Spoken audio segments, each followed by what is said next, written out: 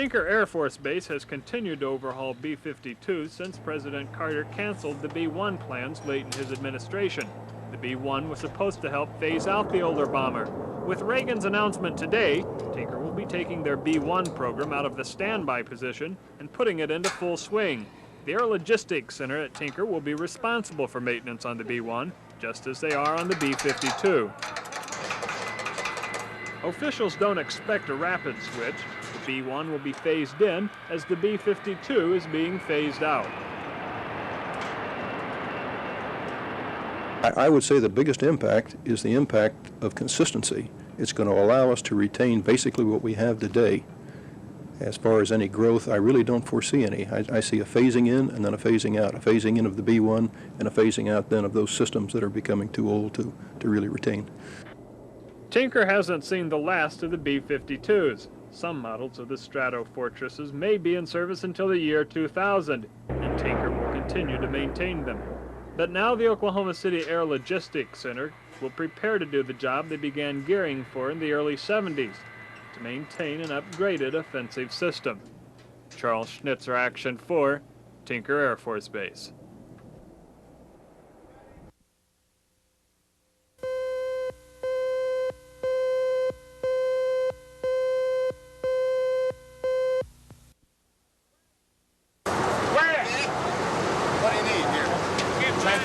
Traffic control up here. I can't believe it.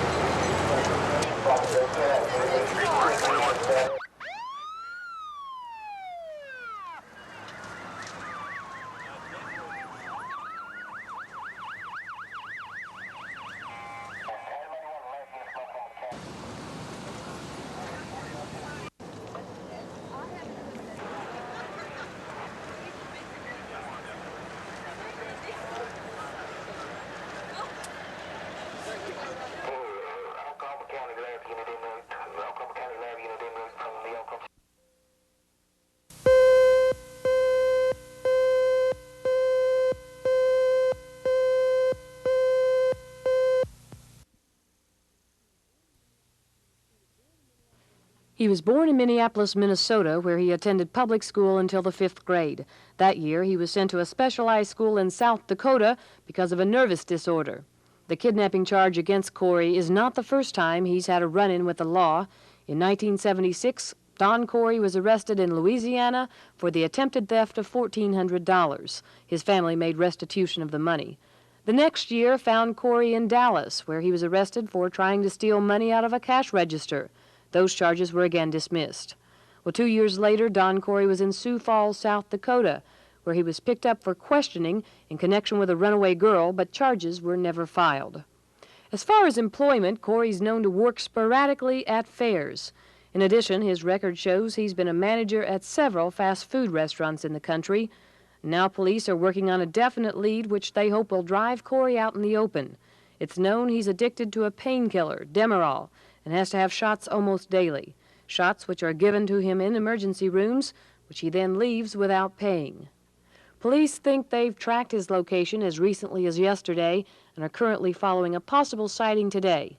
Meanwhile, parents of 13-year-old Charlotte Kinsey and Cinda Pallett wait and hope and pray that their daughters will show up soon. They don't want this picture, taken last Saturday at the fair, an hour before they disappeared, to be the last one. Carol Lambert, Action 4.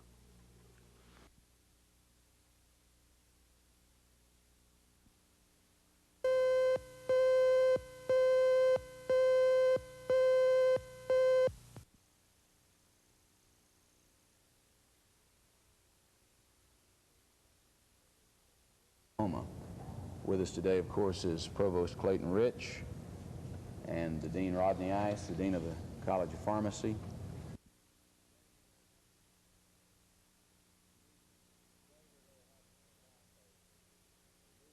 Today we're very happy to announce a new change in the face of the Health Science Center with the announcement of the pharmacy building and the acceptance of a donation by the trustees of the estate of Henry D. and Ida Mosier.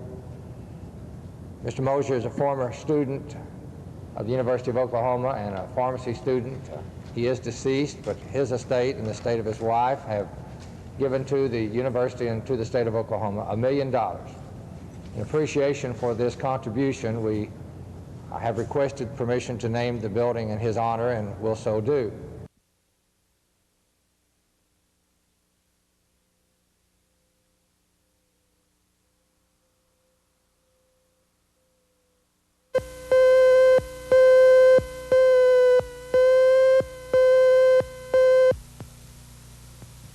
Owned industrially, and that the property The Oklahoma is City buffered Council on 3 argued sides. all day about where a waste transfer station will be located, and the council chamber was full of people who, for one reason or another, said they didn't want the waste transfer station near them. The facility would hold solid waste from the city's north side until trucks hauled it to the Oklahoma City Energy Recovery Incorporated, or OCR. And then OCR converts the waste into methane gas or recycles some materials. OCR has presented plans of what the waste site will look like once constructed, and officials say that only garbage trucks and not the public will be allowed to drop off trash. Locations include Northwest 115th in Santa Fe, Northwest 112th in Portland, and Northwest 142nd in Portland. A film was shown in the council meeting on how transfer plants are working around the country. City leaders tried to explain how garbage would be moved to the Ochre building on the city's south side without ever leaving any garbage behind. One council member said Oklahoma City will just have to get used to the idea of waste sites.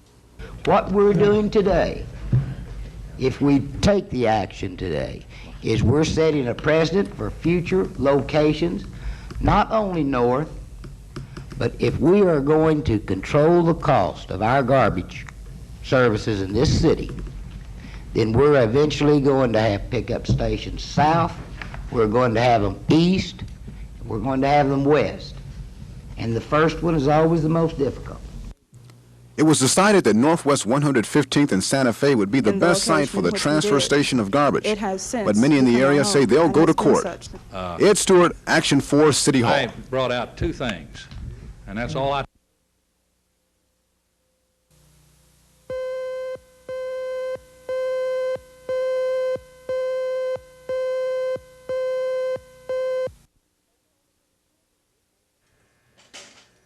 Oklahoma City school teachers went to the polls today to decide on who will negotiate next year's contract. The American Federation of Teachers came out today's winner with 1,035 votes in their favor. The United Teaching Profession trailed behind with 847 votes. Almost 400 teachers didn't cast their ballot in today's election.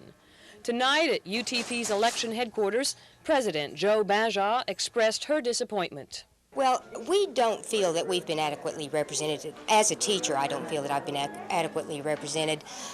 We would like to see some improvements in the bargaining of the contract so that there's more input from more teachers in that process.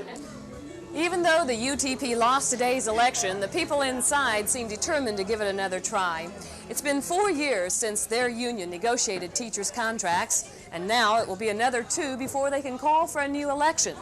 But as Joe Baja says, the UTP will give the AFT a run for their money in 1983. Carol Lambert, Action 4 at the UTP Election Center.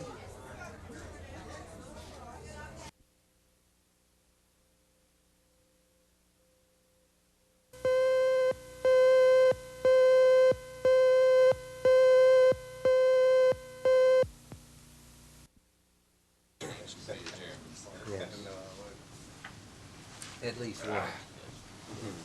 As president of Oscar Rose Junior College and as assistant vice president, chancellor of the Oklahoma State Regents for Higher Education, United States Parole Commissioner, and a member of the appeals board of the commission.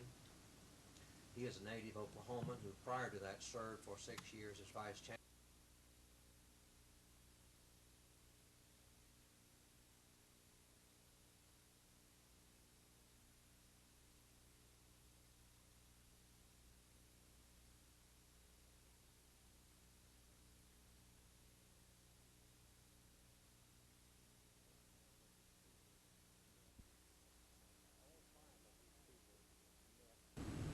All 5 of these people met or followed the criteria that we outlined in our advertisement for this position, and they're all eminently qualified for the job.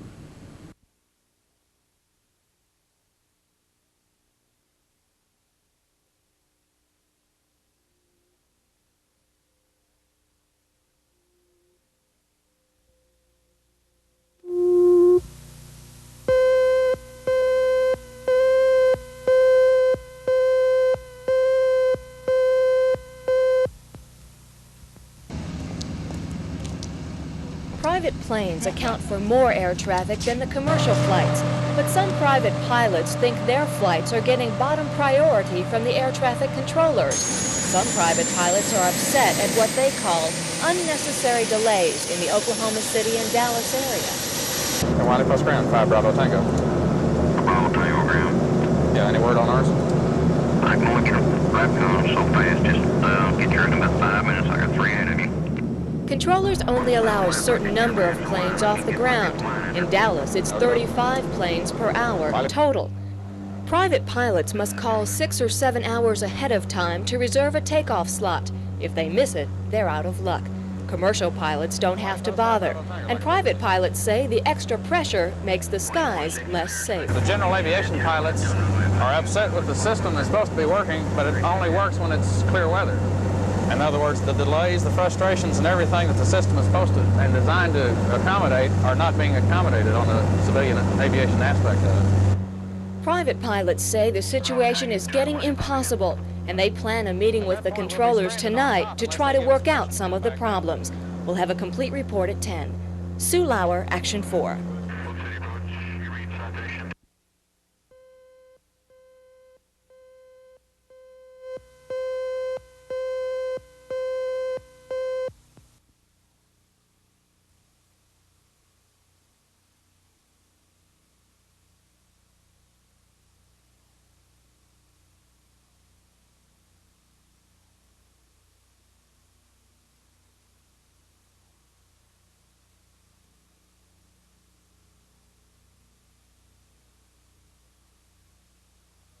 His MO was identically the same as it's always been in the past. He walked in and indicated that he was experiencing severe stomach pains, requested Demerol by name, indicated his name was Don Michael Corey, gave the same date of birth, 10/23/44, and the same address that he'd been using in the past.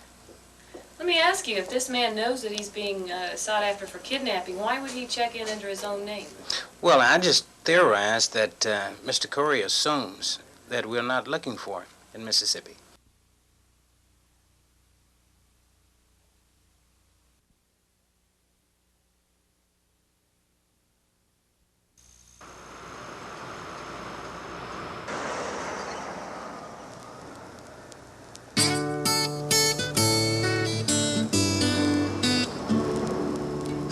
Well, the efficiency in doing this job is, as you know, it's getting here at 3 in the morning and getting it together.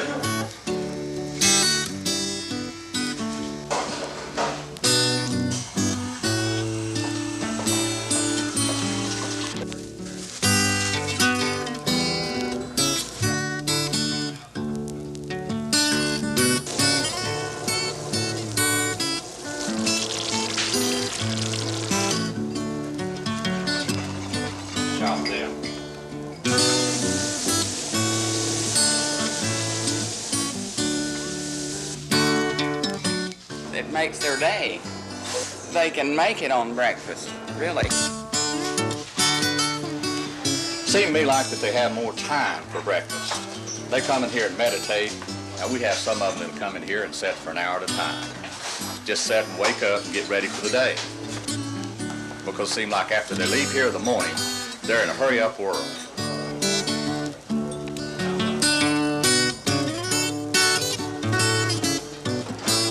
I think the main thing is a family atmosphere and friendliness. You know what I mean?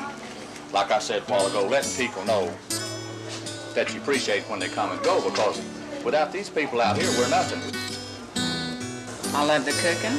I love my customers. Kind of gives you something to look forward to, I suppose. As far as eating in a place where it kind of cheers you up before you go to work, makes your day go a little better, you get along with people better.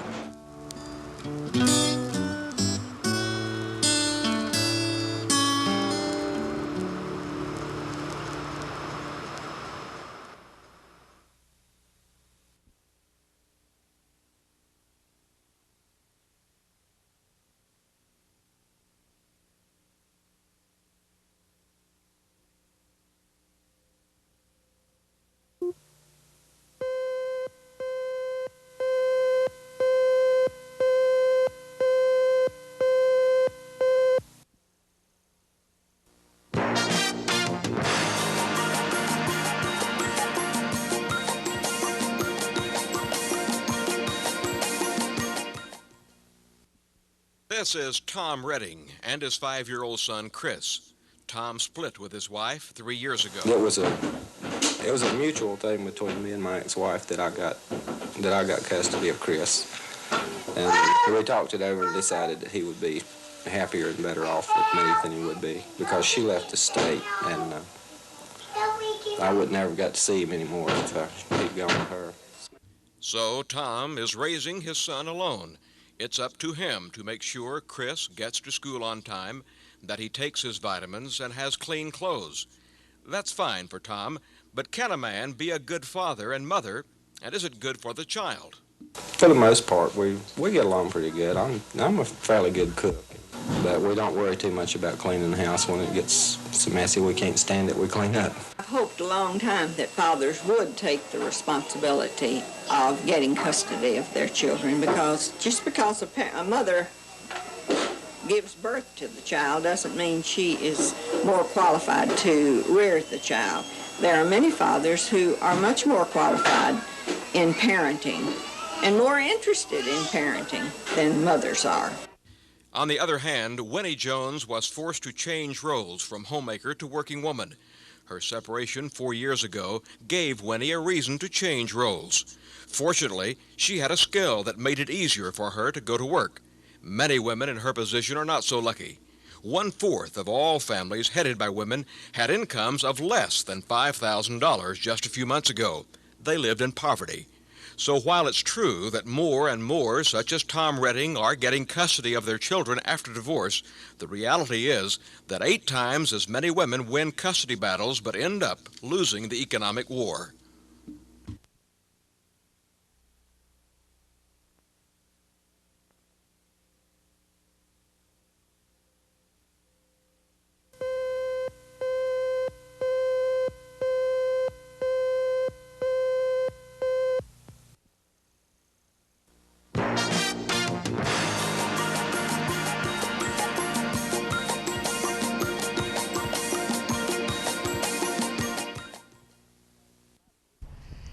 Daycare center attendance has dramatically increased in the past couple of years, and it will continue to increase as more and more families are finding that 2 paychecks are not only desirable, they're mandatory. For most couples, the quality of daycare service is very important, and if quality is essential for you, here are some things to look for. A daycare staff with a ratio of 1 to 5 staff if your child is an infant, a 1 to 7 ratio if your child is 18 to 36 months, and 2 staff members for every 15 to 18 children if your child is 3 years to school age. For Jerry and Melissa Harrelson, 2 working parents, they wanted more than a babysitting service. The quality of care that the 2 daughters have had in the infant care center has been unquestionably of a very high quality.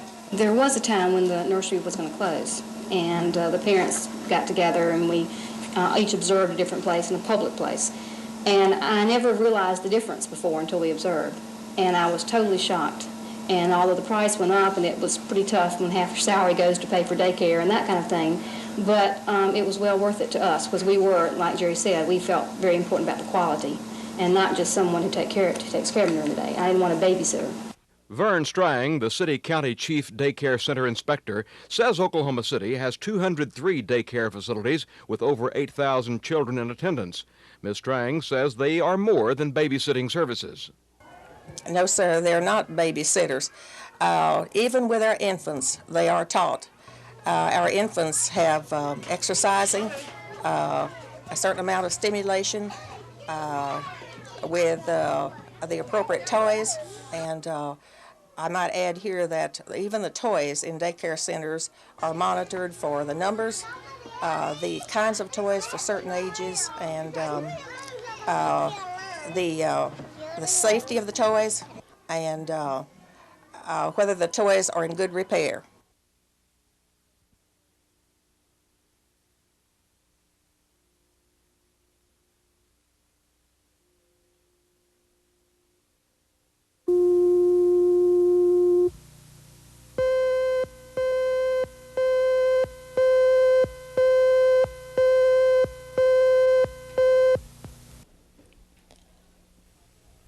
Oklahoma City Police Chief Tom Hagee called a press conference this afternoon to release new information about the search for 2 local girls. First, Hagee says the reward money for the location of the suspect or the girls has been boosted up to $5,000. Secondly, he released a new composite drawing of the man believed to be their abductor. This is the drawing that led to the arrest of Don Michael Corey, who was thought to be the man they were looking for. This is the new composite that's been refined from testimonies of other witnesses that were approached by a man offering them a job at the fair. Hagee agrees the 2 are very similar photographically, but the new suspect is larger and heavier than Corey. The new suspect was seen wearing a leather belt with the name of Joseph tooled on it and told some people he was a space manager from Dallas, Texas. There's now a special task force working on the case, checking all possible leads and sightings. They urge anyone having any knowledge or information on the suspect or the missing girls to contact them immediately. Carol Lambert, Action 4.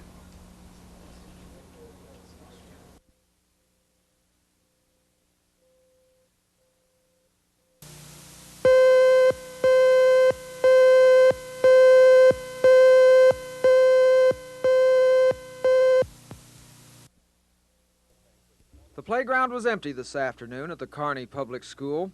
The children were sent home after an accident left one of their classmates dead and 3 others hospitalized. 10-year-old Justin Thompson was crushed to death when an 8-foot-high brick wall gave way while he and others stood behind it.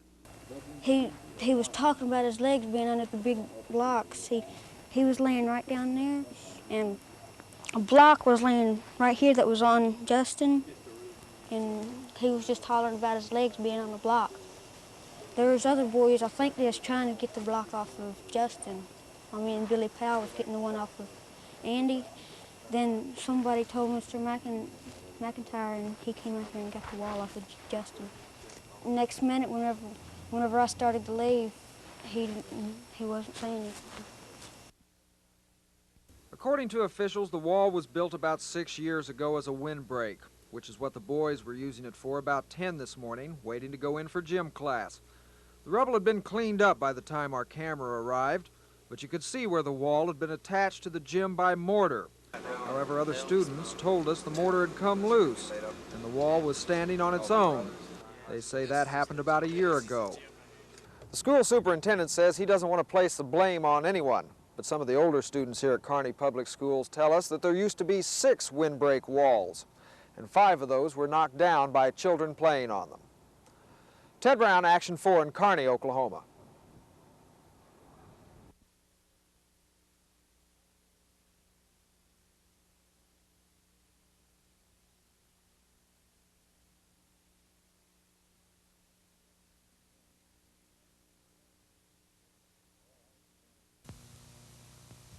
Well, I'm just going to sit back and enjoy my sub-pay and unemployment. I don't figure that unemployment's the American way. I think working is what this country needs. And I don't really think that the import trade is helping this situation one little bit. I mean, I look around in our own parking lot here and I see imports here, and I've got to say to them, if you're laid off and you get hungry, eat your import. Well, we'll just have to wait and see what turns out. We don't know for sure how long. Nobody said how long it'd be yet, so we just have to wait and see how long it's going to be.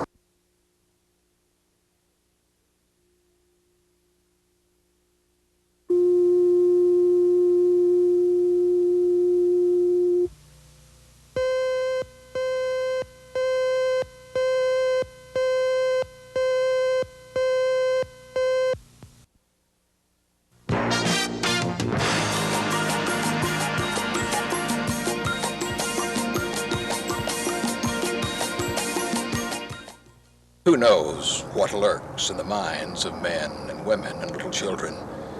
The shadow knows. And who knows what lurks in the home of the Conways? They think they know. It started right after we moved in. Okay, the house was remodeled, and then we moved into it. Okay, we moved in the first part of October, and shortly thereafter is when she came downstairs saying that something had touched her. The she you just heard mentioned is Monica Conway, Sharon Conway's daughter. It was 6 years ago when strange things started happening here, but Monica Conway remembered them well. When she was alone in her room, she felt something touch her hand. I was afraid of it, you know, because I really didn't know what it was. And then it got so that it was just always there, or, you know, I could feel it was there.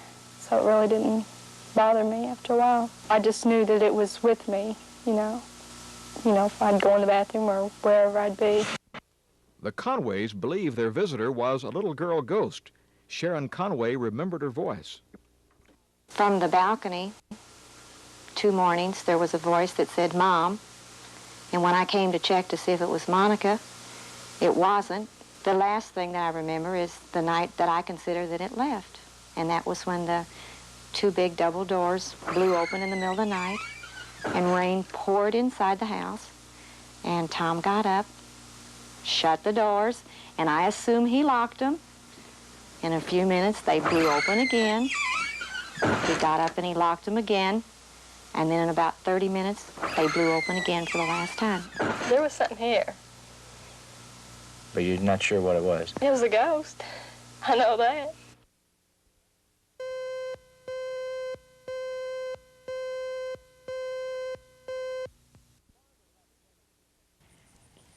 Farmers have a tendency to complain all the time. They complain about the weather. They say it's too dry or it's too wet. They complain about prices. They say they're too low when they're selling or too high when they're buying. It's enough to make you think that farmers hate farming. But if that's what you think, you're wrong.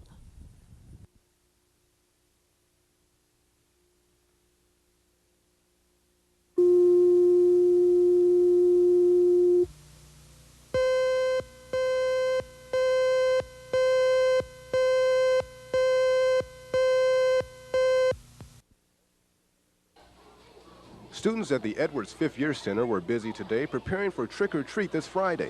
It's all part of the Betty Douglas Dance and Drama Forum's Operation Safe.